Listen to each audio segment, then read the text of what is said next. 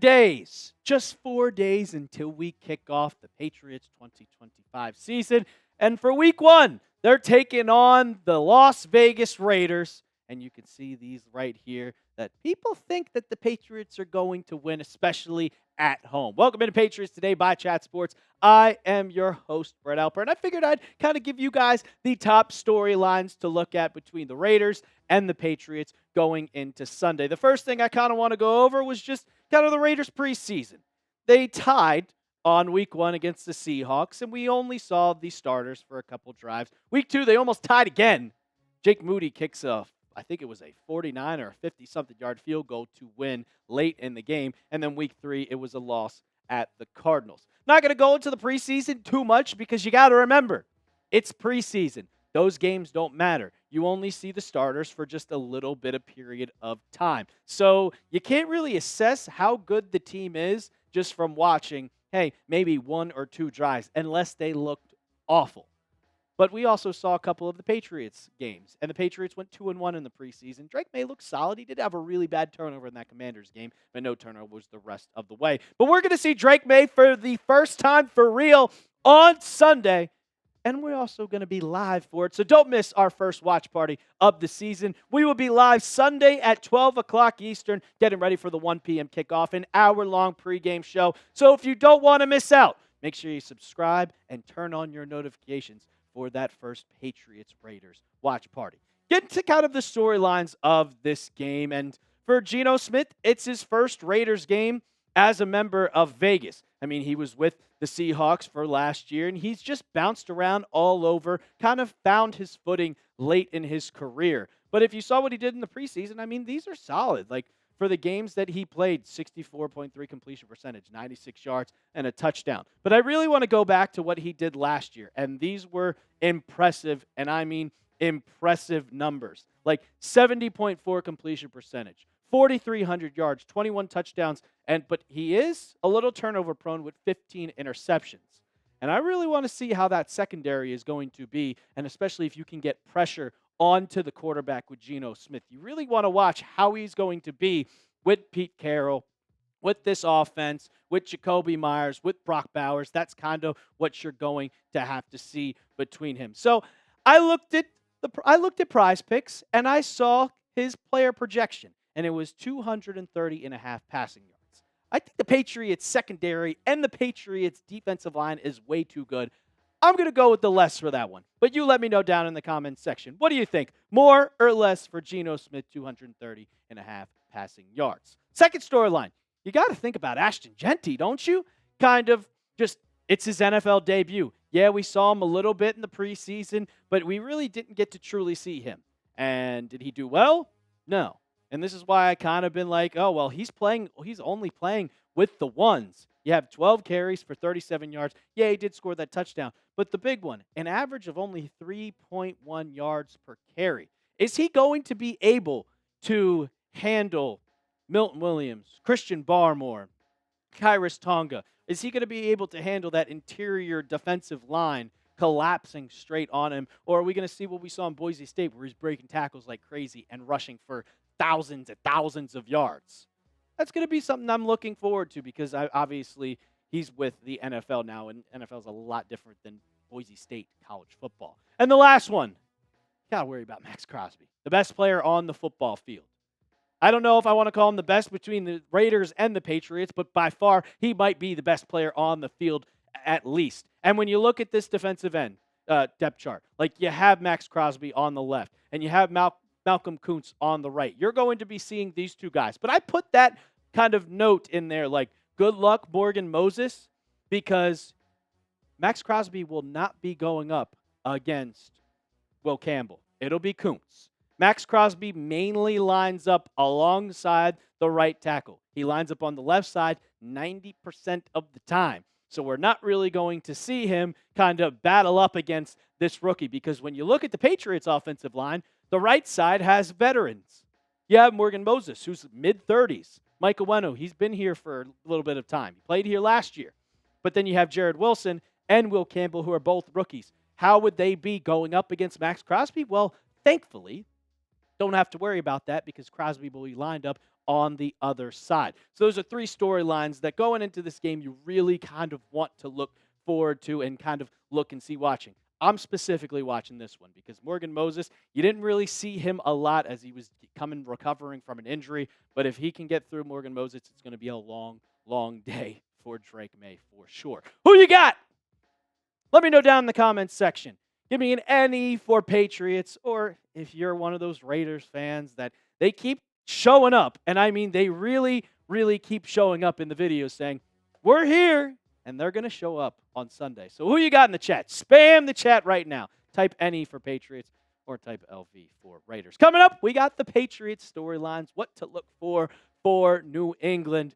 And it's exciting because there are a lot of things to watch for the Patriots' first game of the year. But before we get into that, this episode is brought to you by PrizePicks. You and I make decisions every day, but on PrizePicks, being right can get you paid. Don't miss any of the excitement this season on PrizePicks, where it's good to be right. PrizePicks is simple to play. Just pick more or less on 2 to 6 player stat projections. If you get your picks right, you can cash in. PrizePicks is the best way to win cash this football season. Which players are going off, which ones aren't. Make your picks in less than 60 seconds and turn your takes into cash all season long on PrizePicks. I love making PrizePicks lineups. I do it every single day. And I made one for season and week 1 of football season. The max discount for Dak Prescott, just more than half a yard. And then season-long projections for Drake Maye, 19.5 passing yards. The more on that one. Stephon Diggs, more 735.5 receiving yards. You can make a lineup just like that one. If you don't want to do season-long projections, you can do the game. But download the app today and use code CLNS to get $50 in lineups after you play your first $5 lineup. That's code CLNS to get $50 in lineups after you play your first $5 lineup. PrizePicks. It's good to be right. So, going to the Patriots storylines, I think the biggest one that we have to talk about is, will Christian Gonzalez play on Sunday? And it's not looking good. Suffered that hamstring injury. I think it was even earlier than August 5th. I think it was in July. I think it was July 28th to be exact. Missed all 3 preseason games, and he missed practice on Monday. And we saw just a couple hours ago that he missed practice on Wednesday. And when you miss practice on Wednesday, that's kind of questioning if he's not going to play. Now, Mike Vrabel did talk about it, and they asked him, what's his status and what's it looking like? And this is what Vrabel said. He said, yesterday I said he was working hard to come back. When he's ready to get back out and practice, hopefully that's this week, and then we can decide and go from there. And that was on Monday. And this was today. And this is from Chad Graff, who asked him about it. And he said, made it sound like Christian Gonzalez won't practice. He did not rule him out for Sunday. But yeah, hard to envision him playing since he hasn't practiced since July 28th. And when you don't practice on Wednesday, are you really going to get, he didn't practice throughout training camp from July 28th. Going from that date through 3 preseason games, through training camp, is he really going to be game ready 2 practices, 4 days before kickoff? I don't think so. But I will say, do not rush him back. Hamstrings are a tricky, tricky injury. And you can immediately, and I mean immediately, hurt yourself kind of getting back way too quickly. I want the Patriots to keep it calm, because you need him down the line, especially if you want to make a playoff push later in the season. Now, if you look at the wide receiver depth chart, can you afford to not have Christian Gonzalez out there? No, obviously not. He's the best player on defense. But Jacoby Myers, Trey Tucker, and Dante Thornton are your wide receivers. Yeah, they have Jack Besh, the rookie, and they brought back Amari Cooper. But when you look at the Patriots, I expect we're going to see that you have Christian Gonzalez out, but Carlton Davis is going to be locked on probably Jacoby Myers. Then you'll probably have Marcus Jones on Dante Thornton. And who's it going to be? Who is going to step up in favor of Christian Gonzalez being out? Is it going to be DJ James? Is it going to be Alex Austin? I don't think Charles Woods being just basically signed being on there. No, I don't expect that. I expect it to either be DJ James or Alex Austin. But I hope Gonzo is okay. He was not placed on IR, like the short-term IR where you can be activated. So obviously the Patriots think he's going to return within the next few weeks. But I don't think he's going to play on Sunday. Next storyline, obviously, it's the McDaniels revenge game. And who I think that McDaniels is going to be very, very, very mad. Like, we know Josh McDaniels. We know he likes running those trick plays all the goddamn time. He's got a lot of tricks up his sleeve, and he wants this game bad. I think I saw a Raiders reporter that said he is going to treat this game like it's his Super Bowl because he was fired by them while he was hanging out with his kids. He was fired on Halloween while he was trick-or-treating. And I know that there is a chip on his shoulder, and he wants this game bad. Like, really, really, really bad. So I think that McDaniels, he's going to actually do something. Obviously, you have Mike Vrabel's first game as New England's head coach, but I think it's kind of going into the biggest storyline is Drake Maye's breakout year. Is he going to take that next step and become kind of that elite quarterback in this league? I know I compare him to Josh Allen a lot just because their tangibles, like, they just seem like a similar quarterback, and it took Josh Allen a little bit to develop into the quarterback he is today. Is Drake Maye going to take that next step? Well, you saw in the preseason, 7 for 12, 58 yards, no touchdowns because Travion Henderson was just absolutely going off. But he looks solid, and this was kind of my projection. Like, I don't expect him going for 5,000 or 4,000 yards, but I expect 22 touchdowns, maybe 13 interceptions, like 66.6 completion percentage. This was ESPN stat projections, like 3,600, but I do think his rushing yards are going to be a lot, 574. He makes a lot of plays with his legs, and hopefully Josh McDaniels can implement that RPO. This team goes as far as Drake Maye takes them. If he's bad, if he's turning the ball over, it's not going to be good. But if he is elite and he takes off, and he becomes that top 12 quarterback in the NFL, the Patriots are going to win a lot of games this season.